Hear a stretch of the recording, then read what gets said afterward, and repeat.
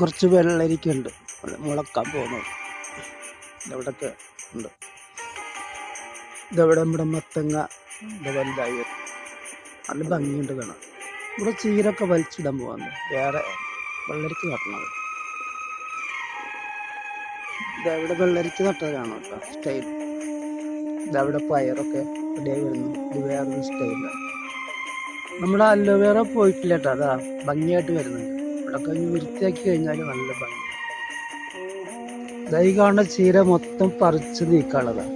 ഇവിടെ ഇതായിട്ട് പയറ്, വെണ്ട, വഴുതനങ്ങ ഒക്കെ നടണം. ഇതവിടെ ഒരു പൂവും പയറൊക്കെ കിട്ടുന്നു. ഇതൊക്കെ വലിച്ചിടാൻ തോന്നില്ല. ഇവിടെ ഒരുപാട് ഇല ഇനിയും ബാക്കിയുണ്ട്. ഇക്കടൊക്കെ വരുന്നുണ്ട് പൊട്ടിക്കാനായിട്ട്. ഇന്ന് രാവിലെ ആരും കാണുന്നില്ല. എന്തായാലും കളയാനുള്ളതല്ലേ, കൊണ്ടുപോയിട്ട് ഉപയോഗിച്ചോട്ടെ. ഇവിടെ മത്തങ്ങ വലുതായി വരുന്നുണ്ട് കേട്ടാ. സൂമി കാണിച്ചേക്കാം. കാണുന്നു. ഇതാ ഇവിടൊക്കെ വെള്ളരിക്ക നട്ടിട്ടുണ്ട്.